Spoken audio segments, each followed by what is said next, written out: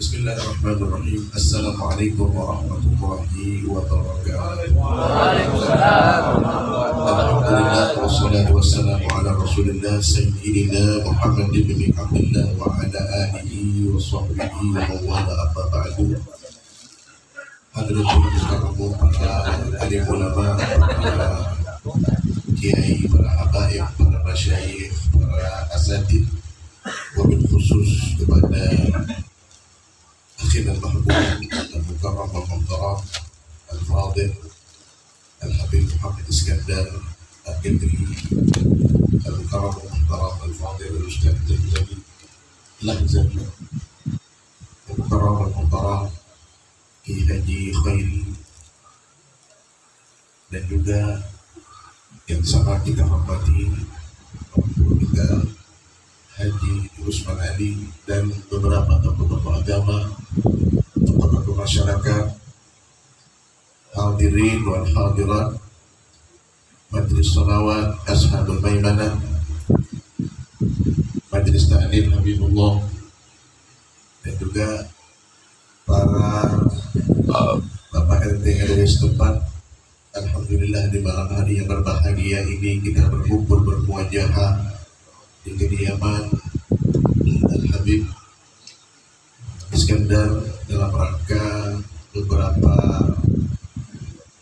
acara, yaitu penutupan majelis Habibullah dan juga penutupan majelis Markas Syariah, dan juga selamatan kesyukuran rumah putri beliau, dan juga dirangkai dengan haul dari mertua beliau, yaitu Al-Habib Husain bin Ali Al-Mudahhar, bersama dengan Majelis Salawat Ashabul Maimanah. Subhanallah. Tadi sama-sama sudah kita dengarkan, tentunya yang kita serukan, yang kita panggil adalah Allah Subhanahu wa Ta'ala Jalla Jalaluh, yang Maha Agung, Maha Mulia, Maha Perkasa, yang dikatakan walillahi asmaul husna. Allah itu mempunyai nama yang sangat indah. Fad'u biha, maka berdoalah, meminta dengan bertawassul, bermunajah dengan nama-nama tersebut. Jadi kita sudah menyebut nama Allah Ar-Rahman Ar-Rahim, Al-Malik, Al-Qudus, As-Salam, Al-Mu'min, Al-Muhaimin. Tentunya tidak ada rasa kekhawatiran kita dalam kehidupan dunia, sehingga dikatakan ayat itu. Ada seorang ulama mengatakan, aku sangat heran, ya khafu al-faqha wa huwa abdul ghani. Aku sangat heran kalau ada orang takut dengan kemiskinan, takut dengan problematika kehidupan ekonominya, namun dia adalah seorang hamba yang maha kaya.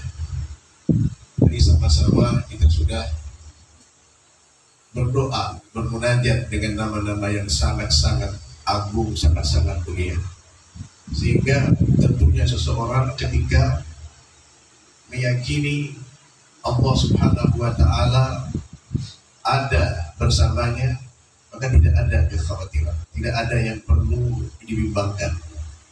Tatkala seorang Badui itu bertanya ke Rasulullah SAW, ya Rasulullah, agaribun ilahana amba'idun, apakah Tuhan kita itu dekat atau jauh?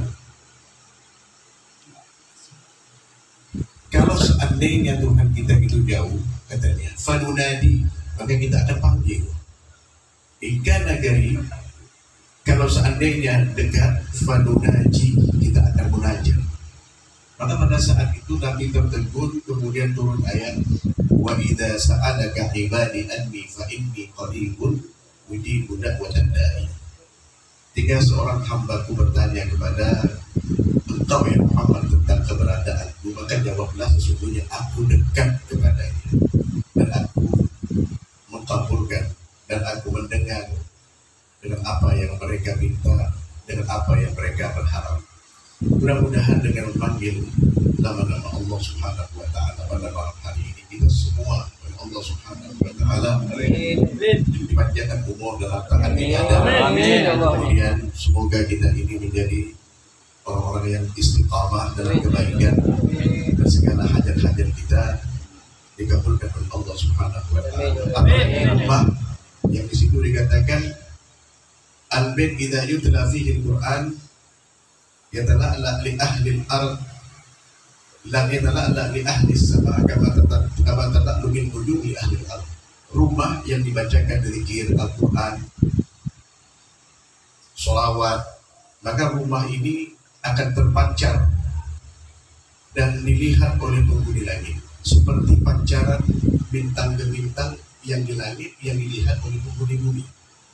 Maka untuk membedakan rumah-rumah yang di situ penuh dengan zikrullah, penuh dengan amalia ibadah, penuh dengan kebaikan-kebaikan, yaitu seperti kita melihat banyaknya bintang di langit itu, ada yang terang, ada yang redup sinarnya. Banyak bintang, mungkin puluhan juta, ratusan juta bahkan, tapi yang kita lihat ada beberapa saja bintang-bintang yang di situ mempunyai terang yang sangat indah, sangat bagus sampai kita itu bisa memandangnya. Begitulah gambaran ketika penghuni langit melihat rumah-rumah yang ada di muka bumi ini mengeluarkan sinar, tapi ada sinarnya yang redup, ada sinarnya yang terang. Hadirin Allah Subhanahu wa taala. Maka zikrullah, zikir kita kepada Allah, salawat kita kepada Rasulullah sallallahu alaihi wasallam adalah merupakan tolak ukur kita sejauh mana kita ingin dekat dengan Allah dan Rasul. Dalam hadis qudsi dikatakan, "Idza aradta an ta'rifa manzilataka min Allah, fas'al nafsaka aina manzilatullah fi qalbika." Jika kamu ini ingin mengetahui di mana Allah memposisikan kamu, di mana Allah memposisikan kita semua ini, maka tanyakan kepada diri kita, di manakah kita memposisikan Allah. Maka berlaku hadis qudsi yang mengatakan, ana inna dhanni abdi. Saya ini menurut prasangka daripada hambaku kepada-Nya. Jadi ini adalah rasa bagaimana kita memposisikan, merasakan akan keberadaan Allah Subhanahu wa taala, keberadaan Rasulullah sallallahu alaihi wasallam di dalam kehidupan kita, di dalam keseharian kita. Maka disitulah Allah Subhanahu wa taala memposisikan kita. Tentu rasa tersebut, posisi yang kita alokasikan dalam diri kita akan keberadaan Allah Subhanahu wa taala mempengaruhi kehidupan kita. Tidak mungkin orang yang senantiasa merasa dipantau oleh Allah, selalu dekat di hatinya Allah dan Rasulnya untuk melakukan daripada sesuatu yang dilarang oleh Allah Subhanahu wa taala. Tidak mungkin orang itu bisa untuk melakukan maksiat. Tidak mungkin orang yang dipantau oleh Allah Subhanahu wa taala maka dia meninggalkan sholat. Hadirin wal hadirat, Bapak Ibu dirahmati Allah Subhanahu wa taala. Namun kenyataannya kita ini lebih cenderung malu kepada makhluk ketimbang cenderung malu kepada manusia, kepada Allah Subhanahu wa taala. Itu disinggung oleh Allah dalam Al-Qur'an. Yastaghfuna minan nas wa la yastaghfuna min Allah wa Allah. Kita lebih cenderung malu kepada makhluk ketimbang malu kepada Allah. Tiba waktu sholat misalnya, kita bisa mundur, kita bisa untuk pending akan waktu kita pada Bapak Ibu sekalian. Ini problematika kehidupan kita yang hari-hari terjadi. Namun sebalik itu kita minta dari Allah rahmatnya, kita minta perlindungannya, kita minta untuk pengkabulan hajat. Kenyataannya yang ada ketika Allah Subhanahu wa taala menuntut kita untuk melakukan segala amalia sebagai tagarrub kepadanya, untuk mendekatkan diri kepadanya sebagai salah satu syarat pengabdian untuk semuanya dimudahkan akan segala urusan. Karena dikatakan ta'arraf ila Allah fi raha ya'rifka fi dharra.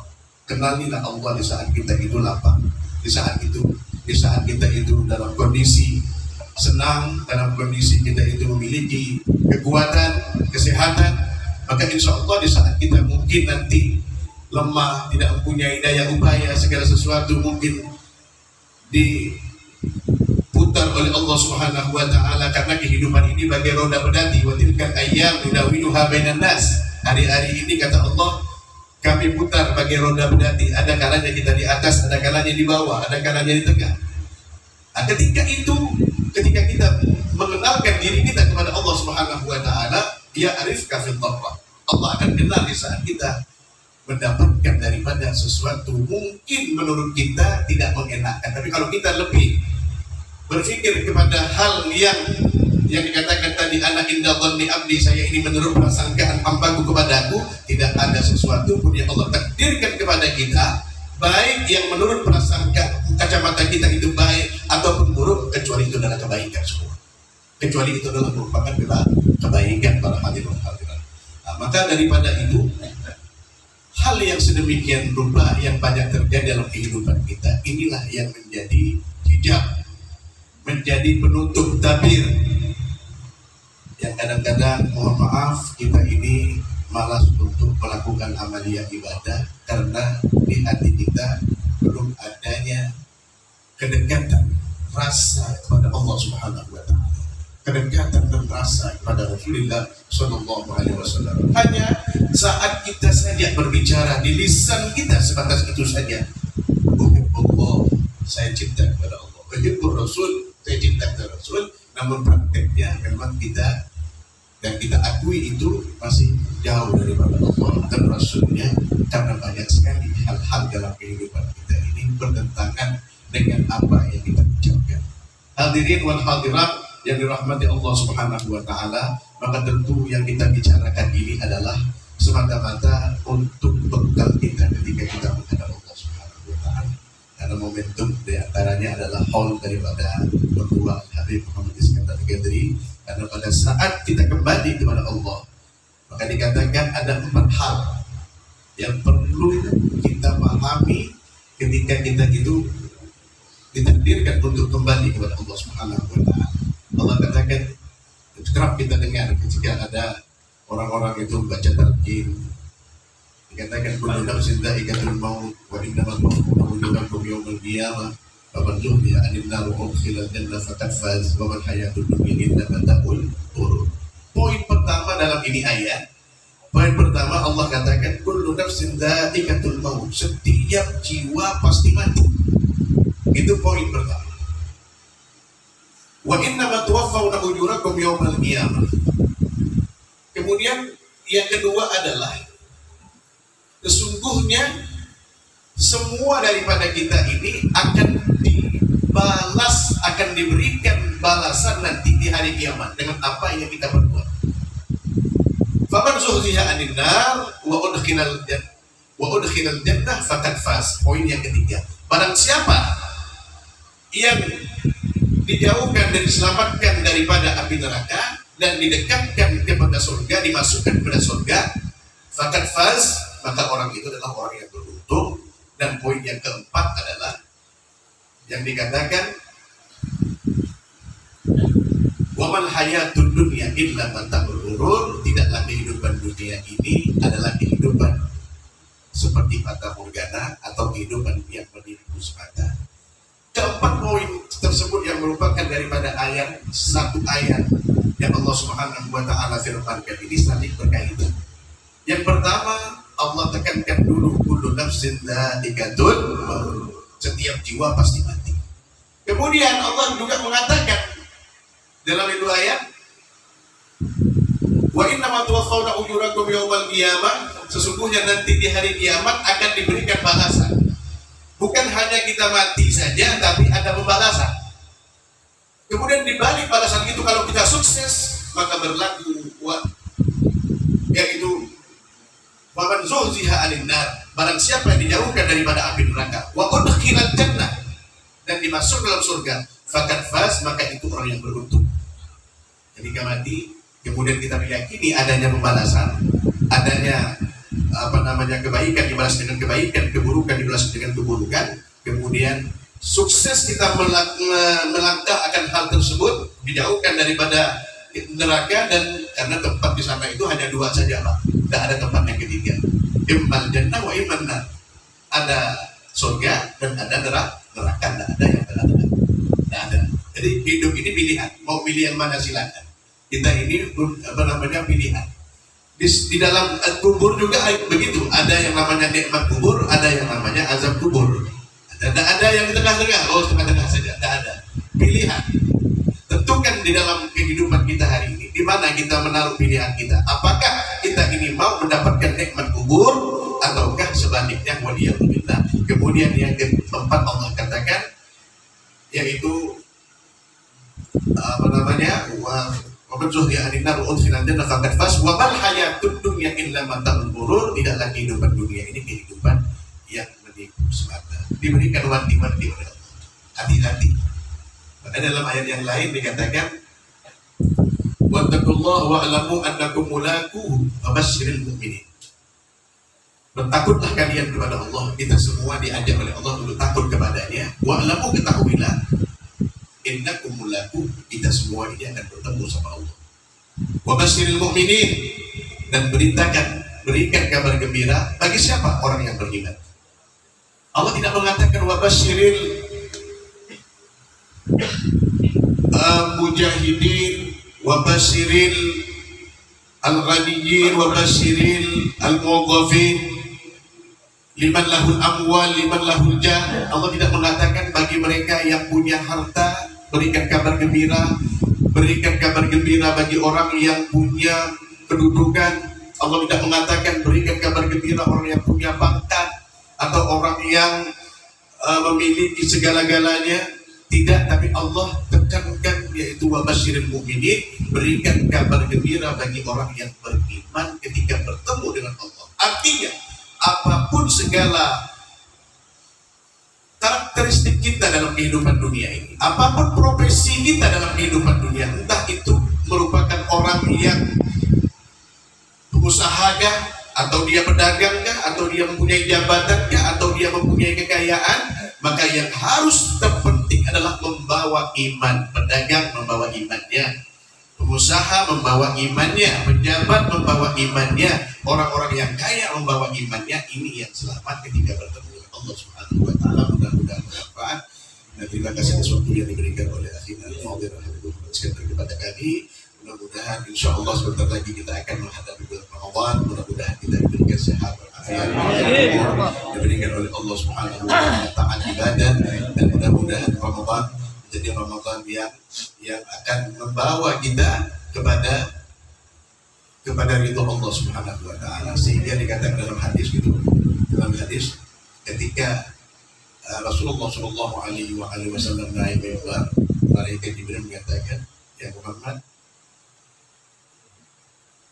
kalau ada orang yang mendapati orang tuanya tidak mendapatkan ampunan, maka dia jauhkan dari rahmat Allah. Pun amin, faqala nabiyyu amin. Kemudian yang kedua, ya Muhammad, kalau ada orang yang mendapati Ramadan namun tidak mendapatkan ampunan, maka dia juga golongan orang jauhkan daripada rahmatnya Allah Subhanahu wa taala. Pun amin, faqala nabiyyu amin. Nabi Jibril yang mengucapkan, Nabi yang mengaminkan, pasti pun. Artinya kalau ada orang tua dalam kehidupan kita tidak bisa mengantarkan kita kepada surga, maka ini anak yang jauh dari rahmatnya Allah. Seharusnya orang tua ini menjadi merupakan sarana kita untuk mengantarkan kita kepada surga. Hari ini habiskan dengan saudara-saudara yang lain, beliau membuktikan bahwasanya bagaimana ingatnya anak kepada orang tua, yaitu setelah meninggal istighfar kepadanya, berdoa kepadanya, kemudian mengumpulkan daripada sanak famili orang tuanya dan bersedekah atas nama orang tuanya. Nah, kemudian Ramadan, ketika mendapatkan Ramadan, kemudian kita tidak mendapatkan apa-apa. Bulan bonus yang dijadikan oleh Allah dengan pengampunan dosa, pengangkatan derajat, rahmat Allah turunkan, dan dikatakan orang beribadah di bulan Ramadan itu dilipat gandakan sama dengan orang yang mengerjakan fardu 70 kali lipat yang mengerjakan sunnah, sama halnya orang yang mengerjakan ibadah fardu. Kalau seandainya kita tidak dapat apa-apa, maka tentu dijauhkan dari rahmatnya Allah Subhanahu wa taala. Mudah-mudahan kita diberikan istiqomah, hidayah, pertolongan dari Allah Subhanahu wa taala. Amin. Amin. Assalamualaikum warahmatullahi wabarakatuh. Waalaikumsalam.